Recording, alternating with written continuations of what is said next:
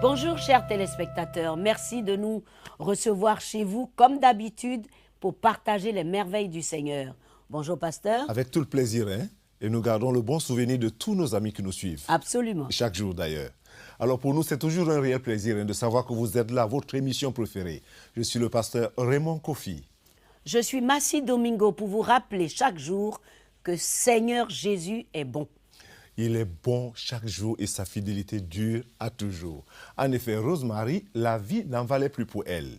Traumatisée depuis l'âge de 10 ans par un tourbillon de malheurs qui l'ont plongée dans l'autodestruction. Pourquoi vivre? C'était la question qu'elle se posait. Comment sortir aussi de ce monde de malheurs sans fin? Mais écoutez la réponse. Enfant, Rosemary Fisher n'obtint de son père alcoolique rien d'autre que de la violence. Lorsqu'il décéda, ivre dans un accident de la route, elle ne le regretta pas. Elle fut soulagée. C'est fort triste à dire, mais il n'y a pas eu de larmes versées. Il n'y a pas eu de « Oh mon Dieu, il n'est plus là maintenant ». Non, c'était plutôt « Ouf, plus de coups, c'est enfin fini ». Malgré la violence qu'elle avait connue chez elle, Rosemary désirait toujours l'amour de son père, qu'à présent elle ne pourrait jamais recevoir. Ça m'a surtout frappé lorsque j'ai vu le cercueil descendre dans la tombe. J'avais 9 ans. C'était fini. Je n'avais plus aucune chance qu'il me prenne dans ses bras. Jamais. Aucune chance qu'il me dise que je suis belle, qu'il m'aime et qu'il se battrait pour moi. La vie à la maison changea radicalement. Après la mort de mon père, ma mère changea radicalement. Elle était toute contente d'être enfin libre. Et il n'y avait plus aucune crainte à la maison. Moi, j'avais 9 ans, mon frère en avait 11, et il n'y avait aucune autorité chez nous. Ça a été la fête. On pouvait rester debout aussi longtemps qu'on le voulait et faire ce qu'on voulait. Je me suis mise à vendre de la drogue à l'école et mes notes ont chuté. Mais je ne me souciais plus de ma scolarité. J'avais 14 ans à l'époque. Ma mère voulait une amie pour l'accompagner et elle me prenait avec elle dans les bars. Elle me permettait de boire. Elle dansait avec des étrangers. J'étais dans cette atmosphère et je dansais moi aussi avec des inconnus. À 16 ans, Rosemary rentra chez elle à 3 heures du matin complètement ivre. 3 heures plus tard, son frère la réveilla en panique. Il avait trouvé leur mère morte dans le garage. Elle s'était suicidée. Elle présentait déjà des signes de rigidité cadavérique, mais je me suis précipitée sur elle pour essayer de la faire revenir à la vie. Je n'arrêtais pas de crier « Ne m'abandonne pas! Par pitié, ne m'abandonne pas !» Je ne savais pas quoi faire d'autre. Sa note disait « Tu es capable de t'occuper de toi-même, tu es forte, tu peux aller de l'avant. Je sais que tu seras mieux sans moi. » Et ça a été le pire jour de ma vie. J'étais complètement sous le choc. Je suis sortie. J'ai erré dans le quartier en robe de chambre. C'était fini. Je n'arrivais pas à croire que ça m'était arrivé. Comment une telle chose a-t-elle pu m'arriver? Comment a-t-elle pu m'abandonner comme ça? Depuis ce jour, Rosemary dut subvenir à ses propres besoins, travaillant dans les bars et restaurants de la région. J'étais une épave. Extérieurement, j'avais l'air bien. Je savais comment me maquiller, bien m'habiller et avoir l'air belle. Mais à l'intérieur, j'étais une petite fille toute frêle, qui ne savait pas ce que c'était le véritable amour. Je ne faisais que noyer mes sentiments dans l'alcool. Et tant que je le faisais, je tenais le coup. Si quelqu'un m'en faisait la remarque, je répondais « Toi aussi tu boirais si ton père qui battait sa famille sous tes yeux était mort et si ta mère s'était suicidée ?» Rosemary justifia ainsi son comportement pendant 15 ans. Une amie proche et associée en affaires vit le désespoir de Rosemary et l'encouragea à se faire aider. Des larmes ont coulé de ses yeux. Et elle m'a dit « Si tu ne cesses pas cette vie-là, tu vas mourir. Et je ne veux pas te regarder mourir. Je devrais alors te dire au revoir. » Alors j'ai arrêté. Parce que je la respectais, elle l'aimait plus que je ne m'aimais moi-même. Elle a attiré mon attention parce qu'elle était sincère. Christine emmena Rosemary aux réunions des alcooliques anonymes. Les témoignages qu'elle y entendit ouvrirent les yeux de Rosemary à la vérité dévastatrice concernant sa propre vie. J'ai réalisé que j'étais complètement seule. J'ai réalisé que je n'avais pas Dieu dans ma vie. Je n'avais aucune famille dans ma vie. C'est à ce moment-là que j'ai craqué. J'ai fondu en larmes, je suis tombée à terre, à genoux. Je ne voulais plus vivre, je ne voulais plus respirer. J'étais finie. Ce soir-là, j'ai crié à Dieu. Je lui disais, « Si tu es vraiment là, j'ai besoin de toi maintenant. Montre-toi maintenant, parce que je suis finie. » Et je me suis mise à pleurer. Tout ce dont je me rappelle après cela, c'est une présence chaleureuse qui m'a entourée de sa paix. qui me tenait contre elle comme jamais personne ne l'avait fait de ma vie. Je ne savais pas ce que c'était. Je n'ai même pas posé de questions. Tout ce que je savais, c'est que mes cris avaient été sincères. Pendant 3 jours, Rosemary ne fit que pleurer. Je me rappelle clairement de cet épanchement de larmes qui me purifiait de toutes choses, de la drogue, de l'alcool, de la promiscuité sexuelle, des déchets qui s'étaient accumulés dans ma vie couche après couche. Et après cela, le processus de purification a encore continué. Rosemary dit qu'elle rechercha Dieu. J'ai commencé à aller d'église en église simplement parce que j'avais envie de prier. Et assise là, j'entendais le message de l'Évangile. Jésus est mort pour moi et je peux être pardonnée. C'est ce que je voulais. C'est ce que je voulais. Je ne savais pas exactement tout ce que cela signifiait. J'avais juste entendu qu'il est mort pour mes péchés. Ils ont été effacés et Jésus veut me donner une nouvelle vie. Une vie abondante, remplie de faveurs et de bénédictions. C'est ce que je voulais. Nous avons prié. Et à partir de là, j'ai eu une grande faim. Et j'ai commencé à changer. J'ai commencé à voir la vie d'une toute autre perspective qu'avant. J'avais été tirée des ténèbres. J'étais dans la lumière et toute heureuse parce que tout prenait vie. Rosemary dit que sa foi, sa famille et son ministère surpassent de loin ce qu'elle avait jamais cru possible. J'aime Dieu, j'aime Jésus-Christ. Le Saint-Esprit et moi-même marchons ensemble. Je n'en ai jamais assez de lui. Il est si merveilleux pour moi. Je commets encore beaucoup d'erreurs, mais sa grâce me pardonne avec amour. Et c'est magnifique. Il est merveilleux et il va revenir bientôt. Oh, Rosemary, quelle enfance terrible, malheureuse, quelle souffrance. Un tourbillon de malheur qui faisait que Rosemary n'avait que rien de clair à l'horizon. Vous vous rendez compte quand vous vivez et que vous regardez à gauche, vous regardez à droite, devant, vous ne voyez rien, tout semble noir. Vous vous dites, est-ce que la vie vaut la peine d'être vécue? Rosemary était arrivée au point zéro, ne sachant que faire, quoi faire, vers qui se tourner.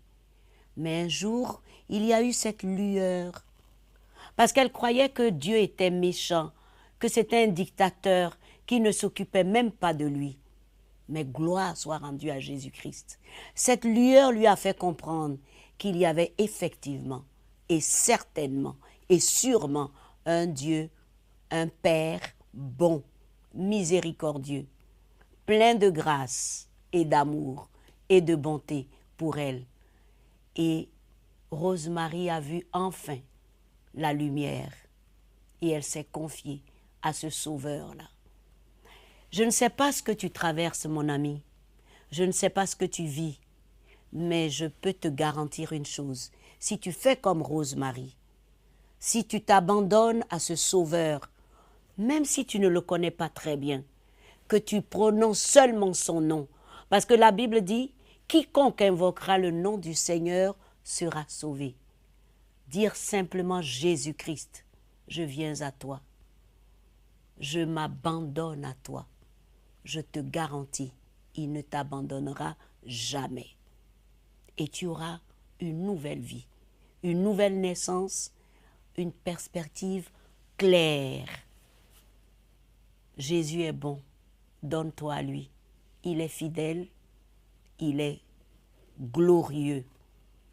Et sa gloire va se refléter sur sa vie, sur ta vie à toi. Que Dieu te bénisse si tu as fait cette prière. Et à très bientôt. N'oublie surtout pas que Jésus t'aime. Merci, Massi. Surtout, quiconque invoquera le nom du Seigneur sera sauvé. Quiconque peut être vous, et c'est même vous en ce moment. Quiconque, c'est toi qui regardes cette émission. Mais nous avons encore quelque chose d'autre de plus grand et de plus glorieux. À tout de suite. Comment peut-on atteindre bonheur et succès? Où peut-on trouver un amour réel? Et comment le maintenir? Vous trouverez les réponses à ces questions fondamentales dans le nouveau livre du docteur Pat Robertson intitulé « La plus grande vertu ». Dans ce livre, Pat Robertson nous offre des réponses bibliques à toutes ces questions, ainsi qu'à bien d'autres. Par exemple, quelles sont les vraies motivations d'un leader et comment peut-il inspirer d'autres personnes? Ou encore, comment pouvons-nous vivre de manière satisfaisante selon le schéma de Dieu. La plus grande vertu vous aidera à identifier les dons merveilleux que vous possédez et à réaliser votre potentiel. Dans ce livre, des principes bibliques vous apporteront sagesse, sécurité financière et bien-être grâce à la connaissance des fondements bibliques. Vous pouvez vous procurer ce livre aujourd'hui en visitant notre site www.lelivre.tv et nous serons ravis de vous l'envoyer. Que ce livre soit une bénédiction pour vos vies et que Dieu vous bénisse.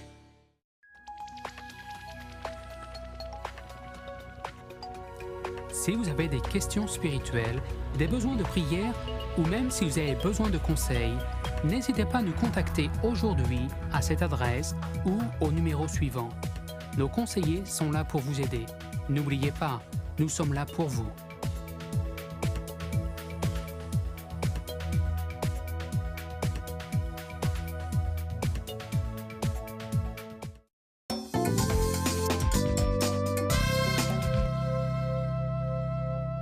Bienvenue de nouveau au Club 700. La reconnaissance, le succès, la renommée pour un grand photographe, c'est ce que tout le monde peut désirer. Mais Michael avait un secret. Il avait très peur. Une panique sans issue de secours.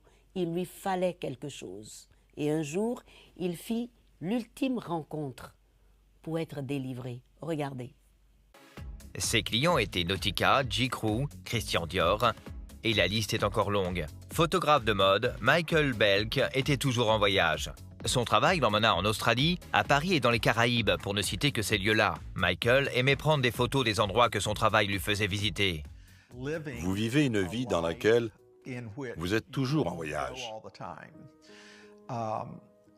Et pour moi, c'était devenu comme une drogue.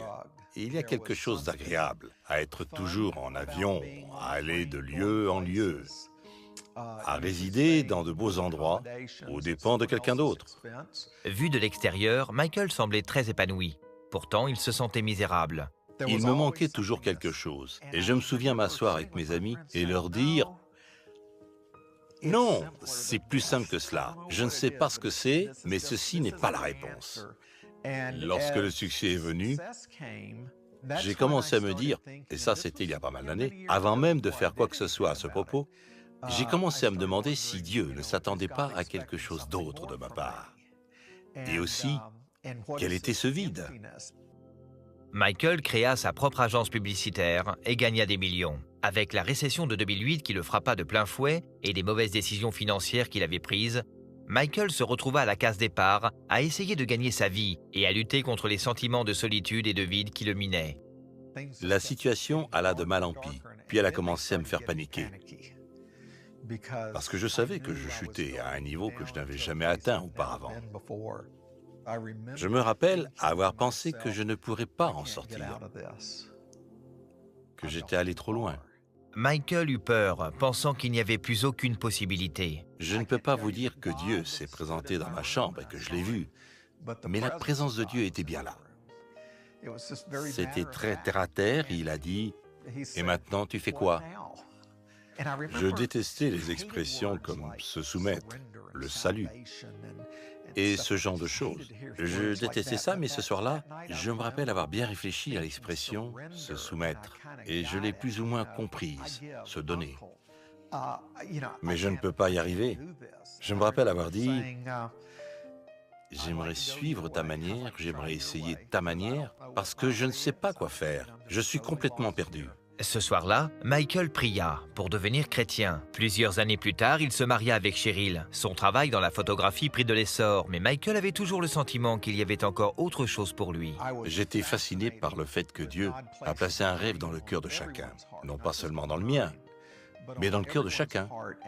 Et nous ne trouvons la paix et l'épanouissement que lorsque nous découvrons quel est ce rêve.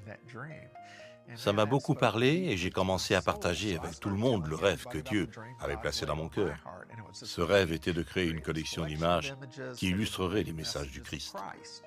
Non pas dans un contexte religieux, mais selon le véritable sens de la personne qu'est Jésus, de ce qu'il est venu faire, de ce qu'il a dit et de la manière dont cela peut changer votre vie maintenant.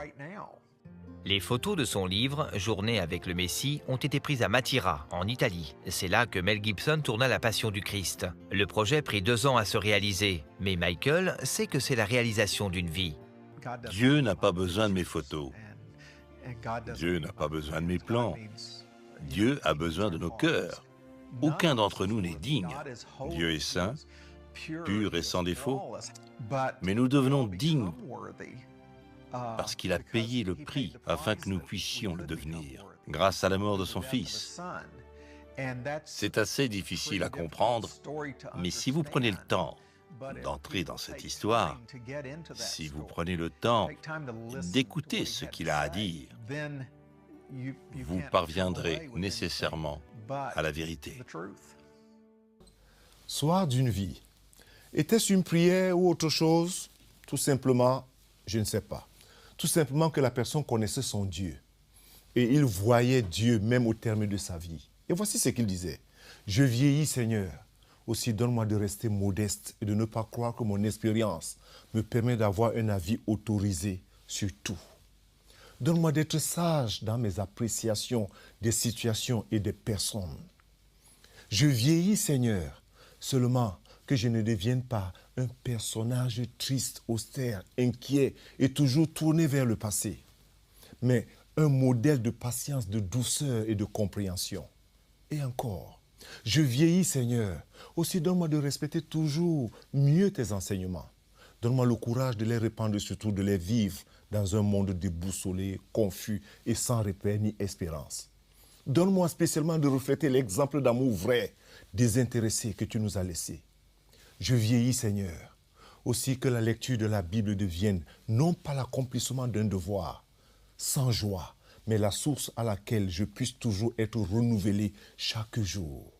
Je vieillis, Seigneur, aussi rends-moi plus sensible aux besoins des autres, ceux qui m'entourent, ma famille, tous ceux qui traversent la solitude ou les souffrances. Donne-moi de prier pour eux avec persévérance et foi. Je vieillis, Seigneur, aussi donne-moi d'attendre non pas la mort, comme pour être délivré de mes problèmes, mais la joie de te voir et d'être avec toi pour toujours. Béni soit le nom du Seigneur. Je t'invite à prier avec moi, tout simplement. Lui, c'était sa prière. Fais la tienne.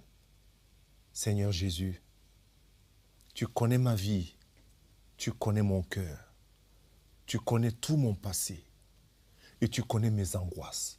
Et Dieu connaît tes angoisses en ce moment même. Parce qu'il y a une personne qui me suit et qui est angoissée au-dedans d'elle-même. Dieu veut te délivrer, Dieu veut te guérir.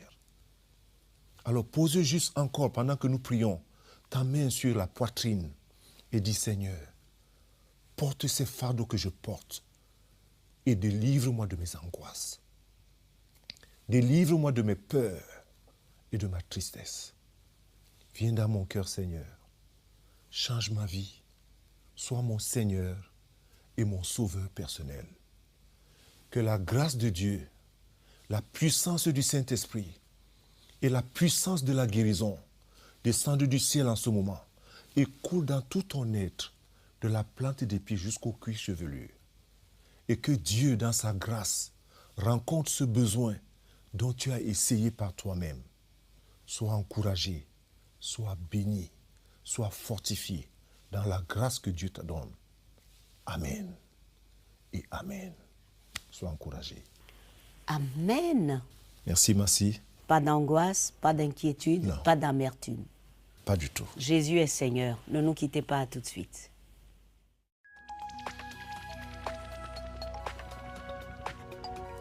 Si vous avez des questions spirituelles, des besoins de prière ou même si vous avez besoin de conseils, n'hésitez pas à nous contacter aujourd'hui à cette adresse ou au numéro suivant.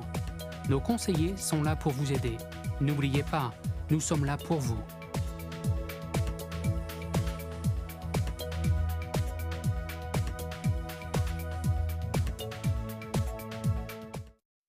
Bonjour, je suis Massi Domingo. En tant qu'animatrice du Club 700, j'ai eu le privilège de voyager partout dans le monde et de voir tout ce que nous avons pu faire grâce à CBN et aux amis du Club 700. Les amis du Club 700 ne cessent de servir partout à travers le monde. apprendre aux orphelins l'informatique pour leur futur. CBN a toujours été présent pour les cas d'urgence, comme en Haïti, tendant la main pour aider les uns et les autres dans leur affliction à cause de l'amour de Jésus-Christ. La petite Delcy avait besoin de soins intensifs pour une pneumonie très grave. Eh bien, la clinique mobile de CBN a fait le déplacement pour la soigner et sauver sa vie. Tous ensemble, nous aidons les affligés, guérissons les malades, en rendant l'espoir aux désespérés. Voilà ce que nous avons pu faire vraiment grâce à tous les amis du Club 700 à travers le monde.